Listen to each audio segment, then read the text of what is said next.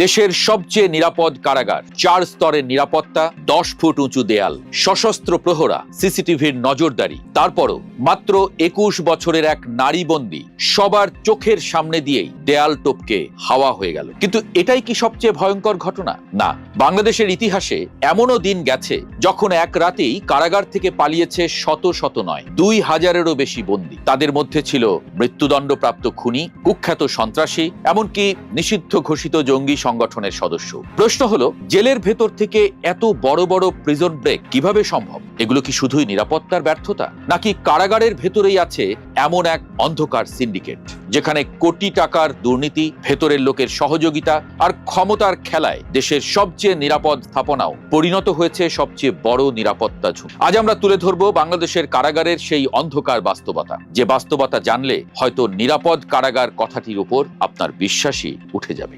16 জুলাই 2026 রাত 8টা, দেশের সবচেয়ে সুরক্ষিত জেল জোন গাজীপুরের কাশিমপুর মহিলা কেন্দ্রীয় কারাগার। প্রতিদিনের নিয়ম অনুযায়ী বিকেল 5টার মধ্যে সমস্ত বন্দীকে সেলে ঢুকিয়ে লক আপ করার কথা, কিন্তু সেই রাতে নিয়ম ভাঙা হলো। রাত 8টায় যখন বন্দী গণনা করা হলো, তখন দেখা গেল এক নারী বন্দী উধাও। 21 বছর বয়সী সাজাপ্রাপ্ত বন্দী মোসাম্মত রিম্পা কারারক্ষীদের চোখের সামনে দিয়েই জেলের অফিস ভবনের কার্নিশ বেয়ে সীমানা প্রাচীর টপকে পালিয়ে গেছেন।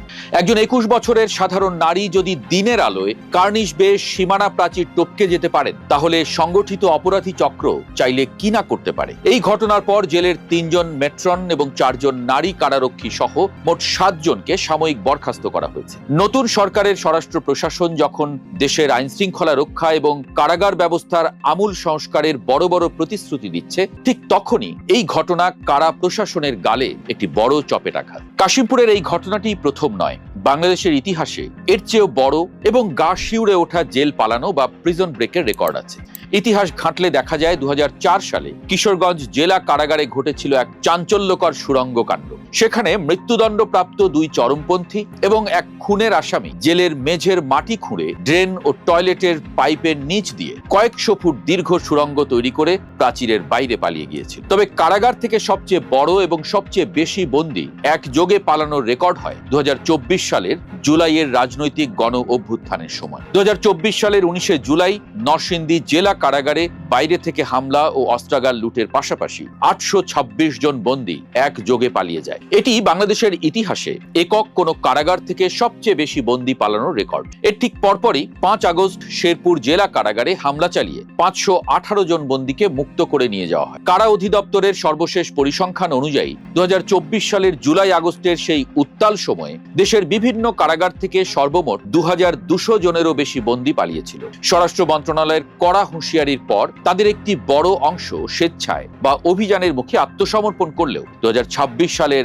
মার্চ মাসের হিসাব অনুযায়ী এখনো 700 জনেরও বেশি বন্দী সম্পূর্ণ পলাতক। আর সবচেয়ে উদ্বেগের বিষয় হলো, এই পলাতকদের মধ্যে 65 জনই বিভিন্ন নিষিদ্ধ ঘোষিত উগ্রপন্থী ও জঙ্গি সংগঠনের দুর্ধর্ষ সদস্য। প্রশ্ন হচ্ছে, 4 স্তরের নিরাপত্তা বেষ্টনী, সিসিটিভি ক্যামেরা, কাঁটাতারের বেড়া আর সশস্ত্র প্রহরীদের বুটের আওয়াজ 1 ক্লিক ফাঁকি দিয়ে বন্দীরা পালায় কিভাবে? এর পেছনে আছে শিউরে ওঠার মতো 3টি সুনির্দিষ্ট কারণ। প্রথমত, চেইন অব কমান্ডের অভাব ও নিয়ম লঙ্ঘন। কাশিমপুরের ঘটনাটি দেখুন। কারা আইন অনুযায়ী বিকেল 5টায় লক আপ করার কথা থাকলেও রাত 8টা পর্যন্ত বন্দীদের বাইরে রাখা হয়েছিল। তদারকির দায়িত্বে থাকা কারারক্ষীরা ডিউটি চলাকালীন মোবাইল ফোন ব্যবহার বা আড্ডায় মগ্ন থাকায় 21 বছরের এক তরুণী অনায়াসে দেয়াল টপকে চলে গেল। দ্বিতীয়ত, দুর্নীতির চিরস্থায়ী সিন্ডিকেট ও ইনসাইড জব। জেলের ভেতরে হাই প্রোফাইল বন্দীদের টাকার বিনিময়ে বিশেষ সুবিধা দেওয়া, ওপেন সিক, মোবাইল ফোন ব্যবহার, মাদক ব্যবহার এবং বাইরের অপরাধী চক্রের সঙ্গে যোগাযোগ রাখার সুযোগ করে দেয়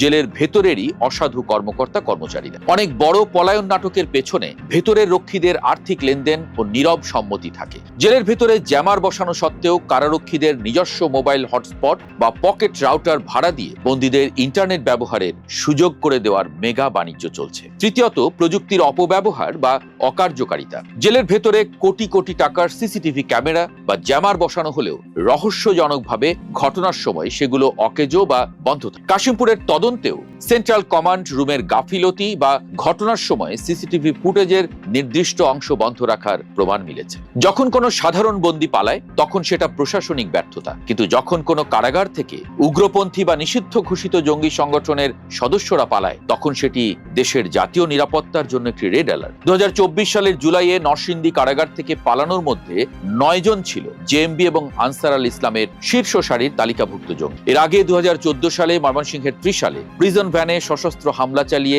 3 মৃত্যুদণ্ডপ্রাপ্ত জেএমবি নেতাকে ছিনতাই করা হয়েছিল। এই দুর্ধর্ষ অপরাধী বা জঙ্গিরা যখন জেলের বাইরে চলে যায় তখন তারা সমাজে গিয়ে 3টি বড় ঝুঁকি তৈরি করে। 1, তারা আবারও স্লিপার সেল বা গোপন নেটওয়ার্কগুলোকে সক্রিয় করে তোলে। 2, নতুন করে নাশকতামূলক কর্মকাণ্ড বা রাজনৈতিক সহিংসতার ছক আঁকে। 3, ছদ্মনাম ব্যবহার করে দেশের ভেতরে লুকিয়ে থাকে এবং বর্ডার পার হয়ে আন্তর্জাতিক জঙ্গি গোষ্ঠীর সঙ্গে যোগাযোগ তৈরি করে। আইন শৃঙ্খলা রক্ষাকারী বাহিনী পরবর্তীতে কাউকে গ্রেপ্তার করলেও এই ধরনের পলায়ন দেশের গোয়েন্দা নজরদারি এবং কাউন্টার টেরোরিজম ইউনিটের বছরের পর বছরের পরিশ্রমকে এক রাতে ধুলোয় মিশিয়ে দেয়। একই সঙ্গে এই পলাতক আসামিদের পুনরায় ধরতে এবং সমাজে তাদের কারণে বেড়ে যাওয়া অপরাধ দমনে আইন শৃঙ্খলা রক্ষাকারী বাহিনীর পেছনে বিপুল পরিমাণ অতিরিক্ত অর্থ ব্যয় করতে হয়, যা সাধারণ করদাতাদের বা ট্যাক্স পেয়ারদের টাকার চরম অপচয়। বাংলাদেশ কারা কর্তৃপক্ষের অফিসিয়াল স্লোগান হলো রাখিব নিরাপদ, দেখাবো আলোর পথ, কিন্তু বাস্তবতা হলো বাংলাদেশের কারাগারগুলো এখন মানুষকে আলো দেখানোর বদলে আরো বেশি অন্ধকারে ঠেলে দিচ্ছে, আর বেশি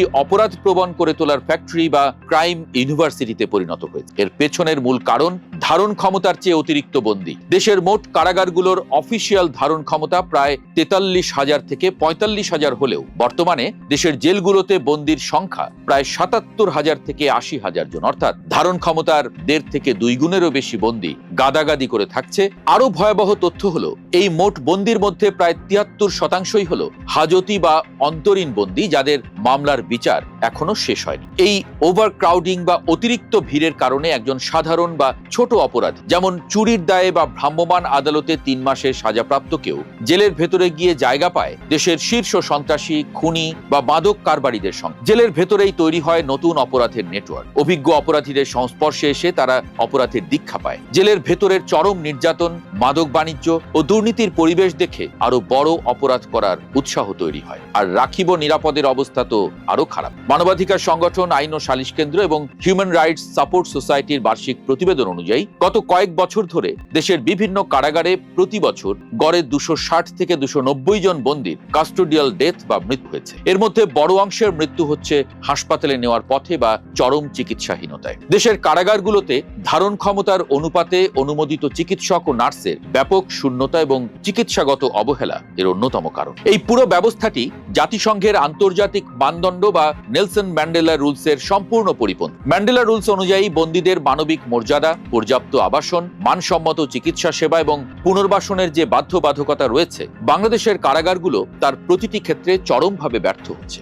নরওয়ে বা জার্মানির মতো উন্নত দেশগুলো যেখানে বন্দীদের মর্যাদা, ওপেন প্রিজন বা উন্মুক্ত কারাগার এবং বৃত্তিমূলক প্রশিক্ষণের মাধ্যমে রিহ্যাবিলিটেশন কেন্দ্রিক মডেল অনুসরণ করে, সেখানে বাংলাদেশ এখনো ব্রিটিশ আমলের শাস্তিমূলক ও দমনমূলক মডেলে আটকে আছে। জেলের ভেতরে নামমাত্র কিছু কর্মসূচি থাকলেও কার্যকর শিক্ষা, vocational training, mental health support এবং জেল থেকে মুক্তির পর সামাজিক পুনর্বাসন বা পোস্ট রিলিজ সাপোর্টের অভাব রয়েছে। ফলে সাজা খেটে বের হবার পর কর্মসংস্থানের অভাবে বন্দীদের পুনরায় অপরাধে জড়ানোর হার মারাত্মকভাবে বাড়ছে। বিশেষ করে নারী বন্দী, শিশুদের নিয়ে আটকে থাকা মা, প্রবীণ ও শারীরিক প্রতিবন্ধীদের মতো বিশেষ গ্রুপগুলোর জন্য বাংলাদেশের জেলগুলোতে কোনো লিঙ্গভিত্তিক সংবেদনশীলতা বা বিশেষ মানবিক প্রোটোকল নেই। কাশিমপুরের রিম্পার কেসটি দেখায় যে সামান্য 3 মাসের সাজাপ্রাপ্ত একজন তরুণীকেও এমন একটি ত্রুটিপূর্ণ ও অনিরাপদ কাঠামোর মধ্যে রাখা হয়েছিল যেখানে সুরক্ষার চেয়ে অবহেলাই মুখ্য। যদিও সরকার সম্প্রতি কারাগারকে কারেকশন সার্ভিস বাংলাদেশ নামকরণ, ইন্ডাস্ট্রিয়াল জেল চালুর চেষ্টা এবং ওপেন জেলের মতো কিছু আধুনিক পরিকল্পনা নিয়েছে, কিন্তু আমলাতান্ত্রিক জটিলতা এবং প্রাতিষ্ঠানিক দুর্নীতির কারণে এগুলো বাস্তবায়ন ও অগ্রগতি অত্যন্ত ধীরগতির চ্যালেঞ্জের মুখে পড়েছে। উপরন্তু রাজনৈতিক হস্তক্ষেপ এবং সাম্প্রতিক জুলাই কেস ও গণ মামলাগুলোর কারণে বিচারিক প্রক্রিয়ার জট আরো বৃদ্ধি পেয়েছে, যা কারাগারের উপর চাপ কয়েক গুণ বাড়িয়ে দিয়েছে। কাশিমপুর মহিলা কারাগার থেকে রিম্পার পালানোর ঘটনার ঘটনাটি আমাদের কারা প্রশাসনের ভেতরের পচনকে আবারও চোখে আঙুল দিয়ে দেখিয়ে দিয়েছে। 7 জন মাঠ পর্যায়ের কারারক্ষীকে বরখাস্ত করা একটি তাৎক্ষণিক আইওয়াস মাত্র। এই চিরস্থায়ী সংকট থেকে মুক্তি পেতে হলে শুধু সমস্যা নয়, প্রয়োজন সুনির্দিষ্ট ও বাস্তবসম্মত সমাধান। 1. অবকাঠামোগত ও প্রযুক্তিগত আধুনিকায়ন। ধারণ ক্ষমতা বৃদ্ধির জন্য নতুন আধুনিক সুযোগ সুবিধা সম্পন্ন জেল নির্মাণ করতে হবে। কারাগারের ভেতরের প্রতিটি কোণকে আধুনিক সিসিটিভি, এআই নজরদারি, উন্নত মোবাইল জ্যামার এবং হাই রিস্ক বন্দীদের জন্য RFID ট্র্যাকিং ব্যবস্থার আওতায় আনতে হবে। 2. প্রশাসনিক জবাবদিহিতা ও স্বচ্ছতা। চেইন অফ কমান্ড কড়া করতে হবে। জেলের ভেতরের দুর্নীতি ও মাদক বাণিজ্যের তদন্তের জন্য একটি স্বাধীন ও উচ্চ ক্ষমতা সম্পন্ন ওভারসাইট বডি গঠন করতে হবে, যা জাতিসংঘের OPCAT অনুসরণে ন্যাশনাল প্রিভেন্টিভ মেকানিজম হিসেবে নিয়মিত অডিট ও পাবলিক রিপোর্টিং নিশ্চিত করবে। কারারক্ষীদের জন্য আধুনিক টাফ ট্রেনিং ও ম্যান পাওয়ার বাড়াতে। 3. আইনি ও বিচারিক সংস্কার। কারাগারে বন্দির চাপ কমাতে হাজার হাজার সাধারণ হাজতীদের মামলা দ্রুত নিষ্পত্তি করতে হবে। UNODCর সুপারিশ অনুযায়ী নন কাস্টোডিয়াল মেজার্স বা অল্টারনেটিভ সেন্টেন্সিং, যেমন ছোট অপরাধে সরাসরি জেলে না পাঠিয়ে প্রবেশন ও বাধ্যতামূলক কমিউনিটি সার্ভিসের আইনি বিধান কার্যকর করতে হবে এবং সরকারি লিগ্যাল এইড জোরদার করতে হবে। জঙ্গি ও হাই রিস্ক বন্দীদের বিশেষ প্রোটোকল। সাধারণ বন্দীদের সঙ্গে উগ্রপন্থীদের মেলামেশা সম্পূর্ণ বন্ধ করে তাদের জন্য আলাদা সেল ও প্রোটোকল তৈরি করতে হবে।